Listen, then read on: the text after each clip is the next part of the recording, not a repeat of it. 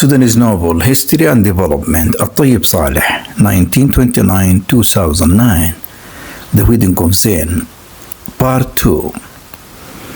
Dear audience, you are most welcome to our new episode in our ongoing journey with the celebrated Sudanese novelist Tayeb Salih. In this second part, we meet him through his renowned novella The Wedding of Zein.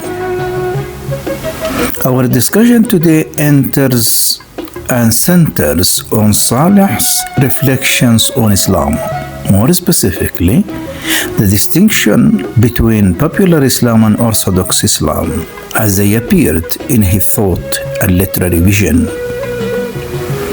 But before delving into his perspective, however, it is important to clarify these two concepts as defined by the scholars in the field, and to explore the historical patterns through which Islam spread and took root in Sudan.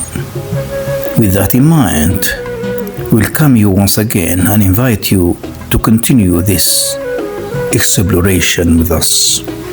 So the audience, it is my pleasure once again welcoming you in our second encounter with Tayeb Salih, introducing and presenting his novella, The Wedding of Zein. And just as you listen and as you follow, our focus this time will go on to have his thought and view towards Islam in Sudan as he has expressed it in the novella. And I would like more specifically to focus on his belief on the two types of Islam that he has debated and discussed and expressed at the very same time in The Wedding of Zein.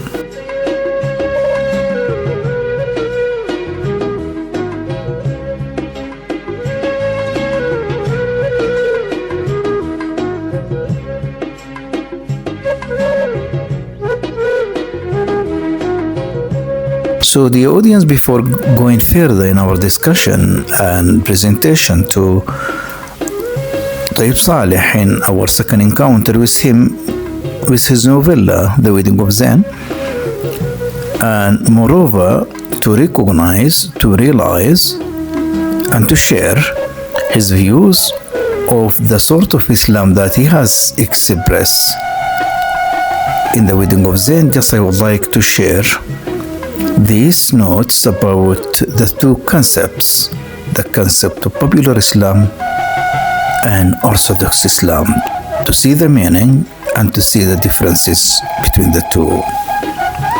Popular Islam, sometimes called folk Islam, refers to the everyday religious practices and beliefs as they are experienced by ordinary people.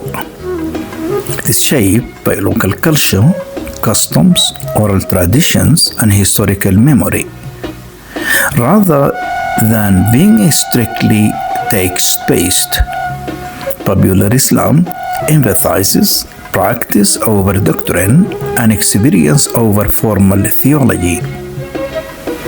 It often includes rituals connected to synods, shrines, Sufi orders, festivals, and communal ceremonies, where religion is woven into social life, ethics, and collective identity. In contrast, formal or official or Orthodox Islam refers to Islam as articulated and regulated by religious institutions, scholars, and legal traditions. It is grounded primarily in the Quran, Hadith, and classical jurisprudence, and stresses doctrinal correctness, legal norms, and standardized rituals. Orthodoxy seeks clarity, uniformity, and textual authority, often drawing boundaries between what is considered acceptable and unacceptable religious practice. From another side, popular Islam is flexible and adaptive, absorbing local cultures and responding to social needs. Orthodox Islam, meanwhile, is regulatory and normative, aiming to perceive doctrinal purity and correct practice.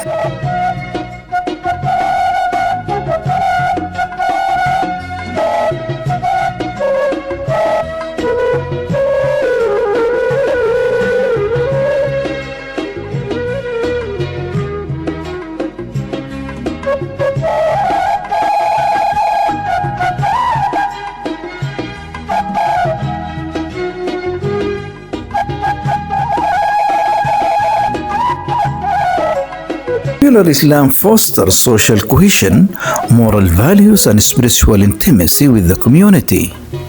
Orthodox Islam provides structure, legal order, and theological coherence. Moreover, popular Islam refers to the lived, everyday expressions of Islam as practiced by ordinary Muslims, often shaped by local cultures, customs, and historical contexts. It encompasses religious beliefs and practices that may exist alongside or sometimes outside formal Orthodox or scriptural Islam. These practices frequently include veneration of synods, pilgrimage to shrines, use of amulets, devotional poetry, communal rituals, and forms of spirituality closely associated with Sufism. Unlike institutional or juristic Islam, which is grounded in formal theology and legal text, popular Islam emphasizes moral conduct, social cohesion, spiritual experience, and practical responses to daily life. It plays a significant role in mediating religion within society, particularly in rural and peripheral regions of the Muslim world. Although often criticized by reformist or Islamist movements as unorthodox or innovative, popular Islam has historically functioned as a key vehicle for the transmission, localization, and continuity of Islamic belief and practice. The relationship between the two Islams. Rather than being mutually exclusive, popular and Orthodox Islam often coexist and interact. In many Muslim societies, such as Sudan, popular Islam has historically served as the primary vehicle for the spread of Islam, particularly through Sufi networks. Orthodox Islam, meanwhile, has sought to guide, refine, or sometimes challenge these practices. Writers like Tayeb Salih explore this tension not as a conflict between belief and disbelief, but as a dialogue between lived spirituality and institutional religion.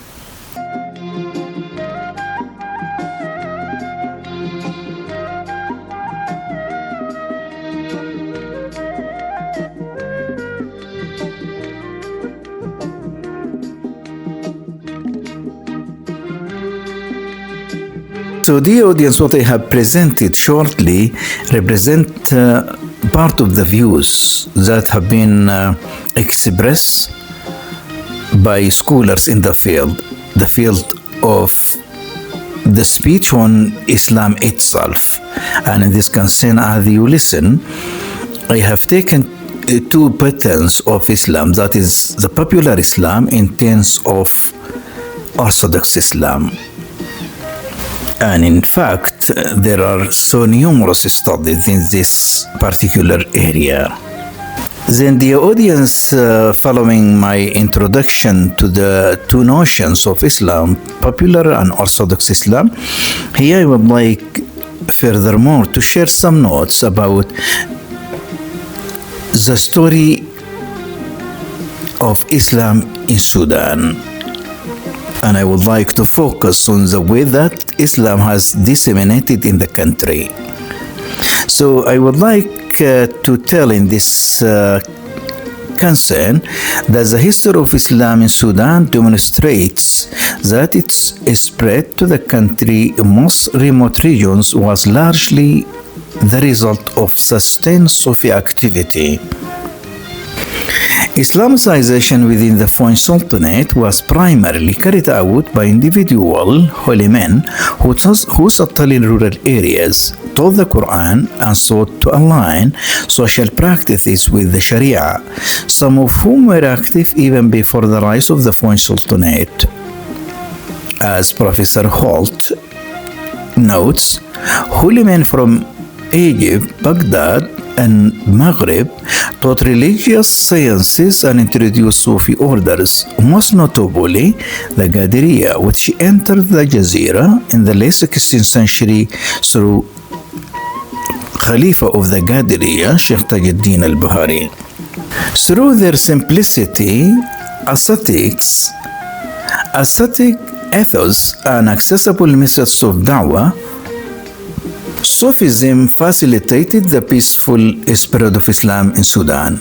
Islam thus expanded through social and spiritual engagement rather than political authority, relying on voluntary acceptance rather than state power. The audience, I'm sharing parts of the views of scholars, of historians on the nature of the spreading of Islam in Sudan. Moreover, Sudanese historians and researchers argue that the earliest manifestation of politicized Islam in Sudan emerged with the Turco-Egyptian invasion led by Muhammad Ali Pasha. Historical accounts indicate that this expedition was accompanied by three religious scholars. Their mission was not to introduce Islam to Sudan, where Islam had already been established for more than 3 centuries, but rather to promote and institutionalize an orthodox formal version of Islam that would serve the interest of the ruling authority and legitimize its political control.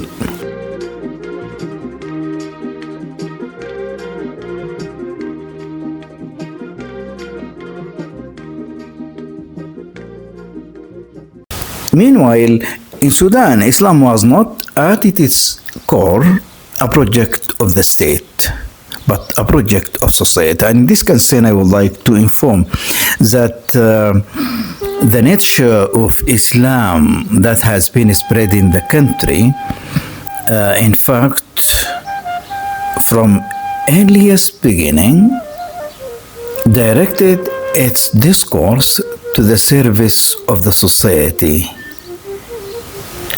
So, politics is not a target, is not a purpose for that institution. I am referring here to Sufism institution.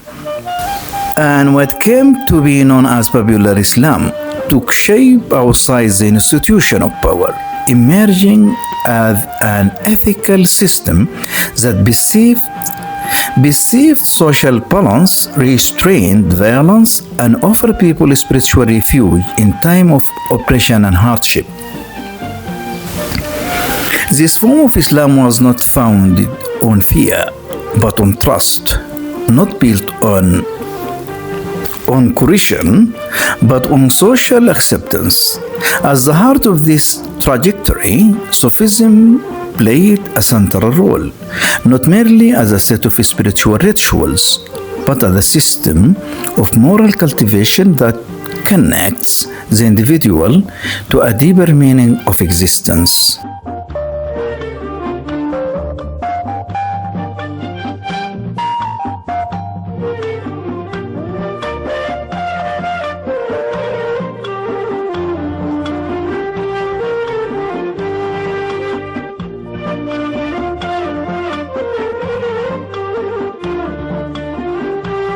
Following this introduction about the nature of Islam in Sudan, the two types of Islam that have been expressed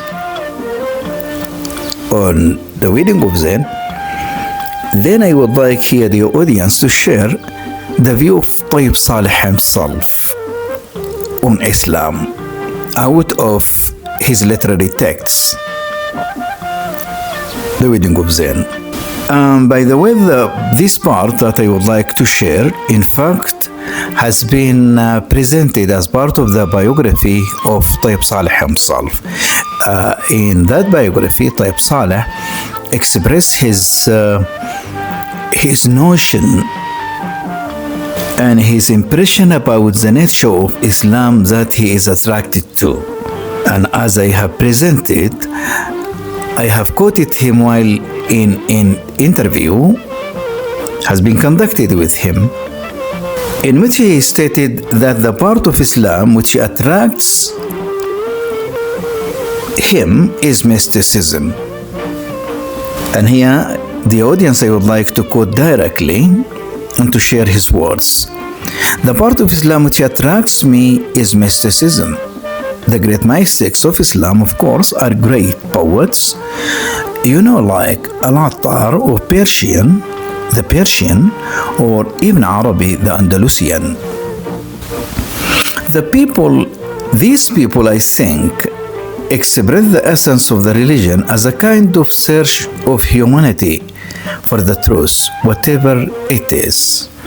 So this, by the way, the direct quotation from the speech of Tayeb Salih, as I told, expressed his views to sort of Islam that he is believes on. And as you listen, he stated that Sufism, mysticism, is the sort of Islam that attracted him.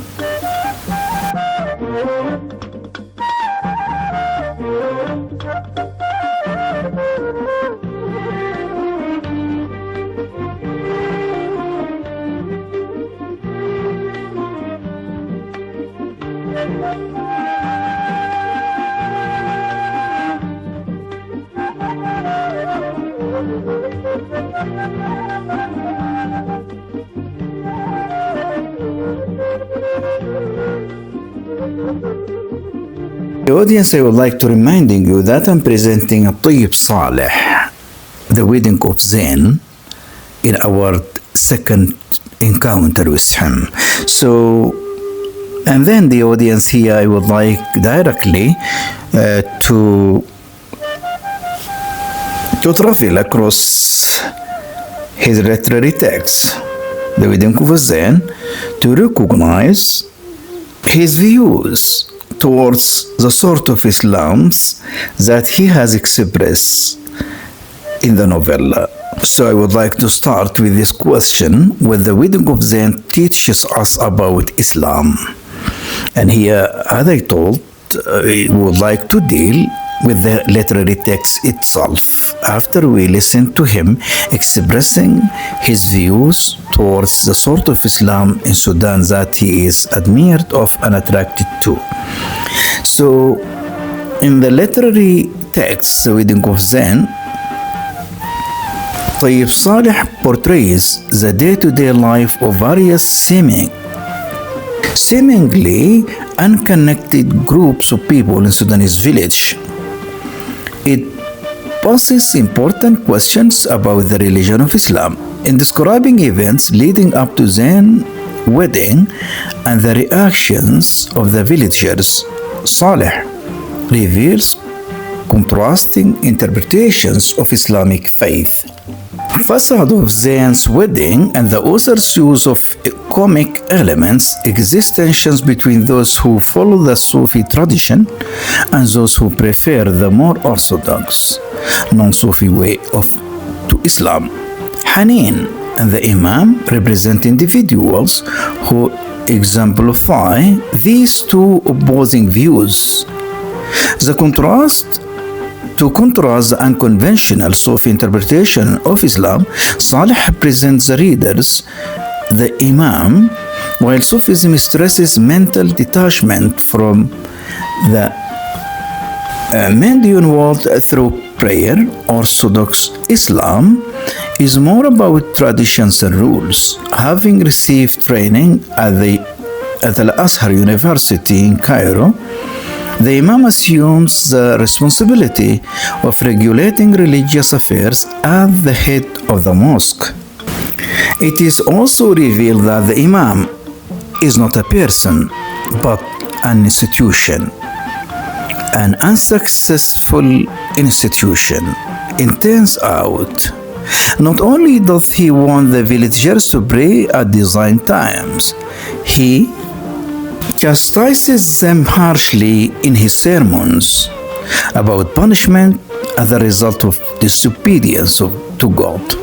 His orthodox vision of Islam forms a clear contrast with Sufism inner spirituality as represented by Haneen. Unlike Haneen, the Imam's goal is to impose a strict interpretation of Islam. Indeed, the villagers are annoyed by him, for they would experience no feeling of joy within. The Imam and he only talks about death, the afterlife, and prayers. So I'm sharing the views of Tayeb Salih, by the way, on the things of his characters. I'm focusing here particularly on the Imam that represents the Orthodox Islam and Haneen, who in turn represent Sufism.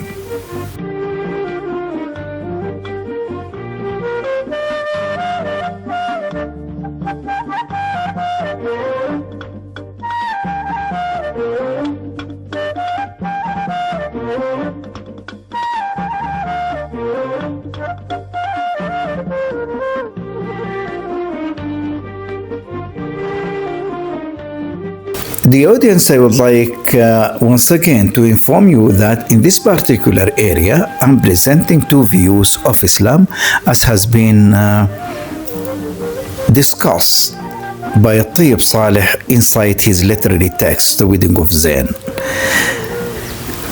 To continue, comprehending the characters in The Wedding of Zein and the various roles they play requires close examination of the religion of Islam.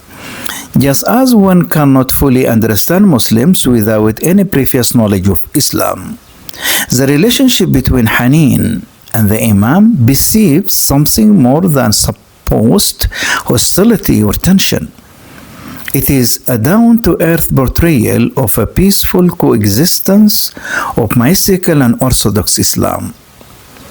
The Wedding of Zein leaves the reader thinking that perhaps there is no one correct way of interpreting Islam, and that the best interpretation of Islam is left in the minds of the interpreter. In the Islamic belief, the Imam plays the role of unifier, teaching the people the practice of their rituals and guiding them to live happily and peacefully. Paradoxically, he turns into an intimidator, pulling his congregation and inspiring into them panic and dread. Therefore, they never called him by his name, for in their minds it was as though he were not a person, but an institution. Perhaps an institution of oppression and frustration, as they became utterly hopeless each time they attend Friday's sermon. He fails to understand Saifuddin, the Ausis, girls, and Zein. Once again, dear audience, what I'm sharing now is just the analysis to the literary text itself, the Wedding of Zein. And the analysis here is targeting the major characters in the story. And the focus now is for Hanin, for the Imam, who, as I told, represents the Orthodox Islam. So here just I'm sharing the analysis to this character. Out of the readings to the novella itself.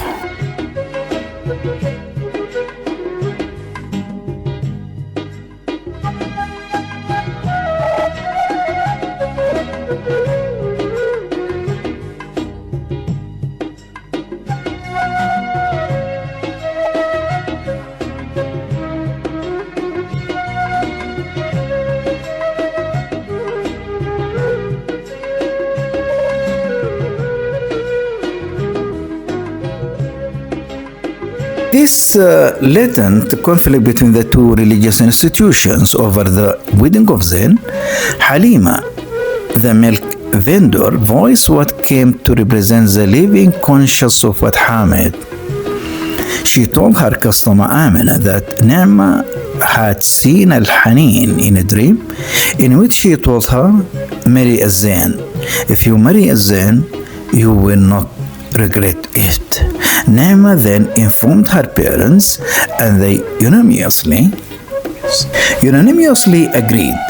This dream thus signifies a decisive victory for the Sufi institution in Muhammad, for the marriage of Zein to Ni'ma united and Ni'ma a strong human agency in making her own decision with the Sufi vision that persuaded public opinion of the legitimacy of a choice previously rejected by some village notables and members of Ni'ma Kin group.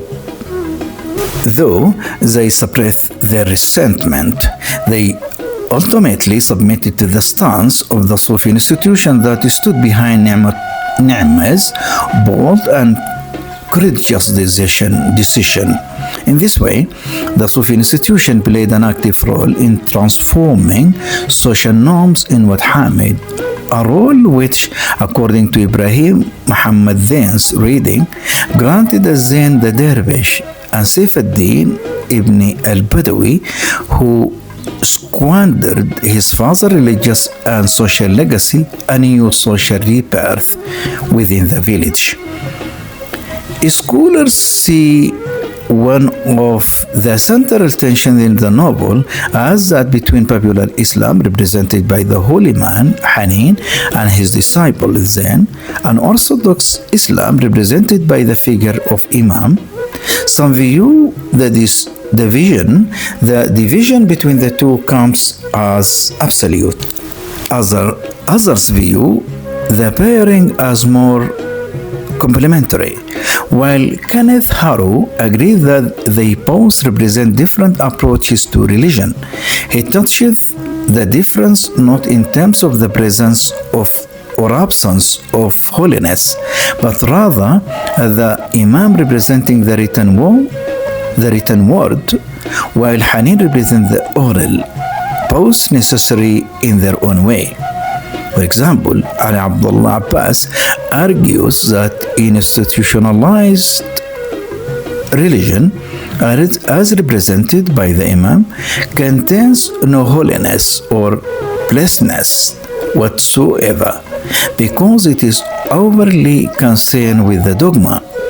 Similarly, Ahmad Nasr writes that popular Islam is glorified over institutionalized Islam because Salih seems to equate mysticism with happiness, while Hassan makes a similar point explicitly when he writes, Hanin and the Imam are not antagonists. The one nurturing the spiritual life of the villagers, the one impoverishing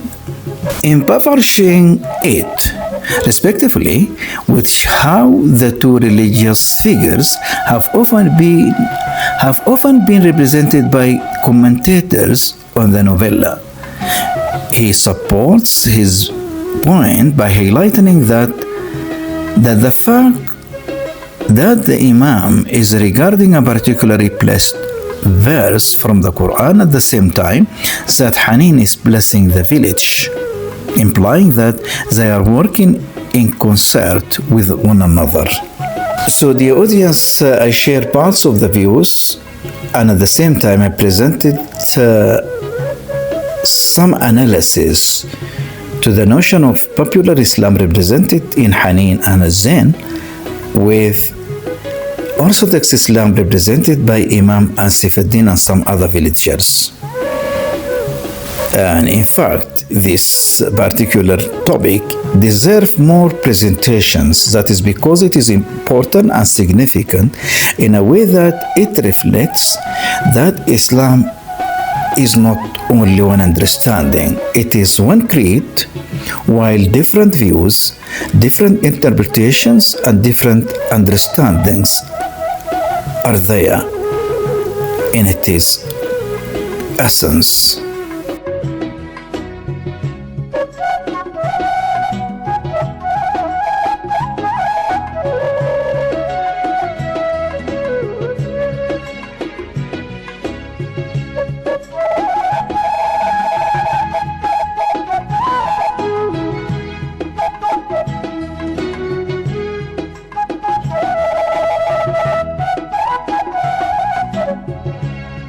Before to wrap up the episode, I would like here to share parts of the sources that I depended on to present the episode.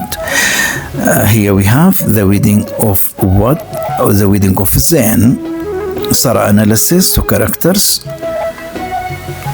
to the themes, to the setting.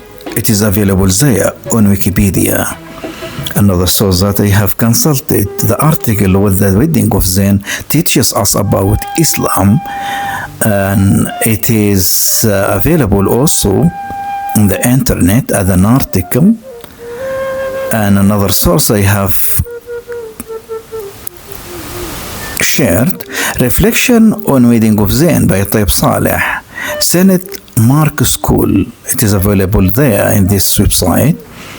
It has been published, as I told, in Senate Mark School. Another source, some notes on the mystical elements in a Tayeb Salih Hamis Cycle, published paper 2012. Another published paper, a carnivalistic reading of the Wedding of Zein by Tayeb Salih. It is a paper published on 4th of February 2026, available on the internet. Another study, a promise between traditionalism and modernism Tayeb Salih novel Urs al-Zain, The Wedding of Zein, and it is also a published paper on 2011 available on the internet. And then here we have Abdul Hafiz Saad al-Tayyib, نار لا تنطفي، كيف صنع الإسلام الشعب السودان وكيف كسره الإسلام السياسي. Published article on 7 of February 2026. And finally here we have أنماط التعبير الصوفي في روايات الطيب صالح by Dr. Ahmed Ibrahim Abu Shok. By this, the audience, I come to the end of the episode. Till seeing you in our third encounter with Tayeb Salih, Wedding of Zein. Assalamu alaikum wa rahmatullahi ta'ala wa barakatuh.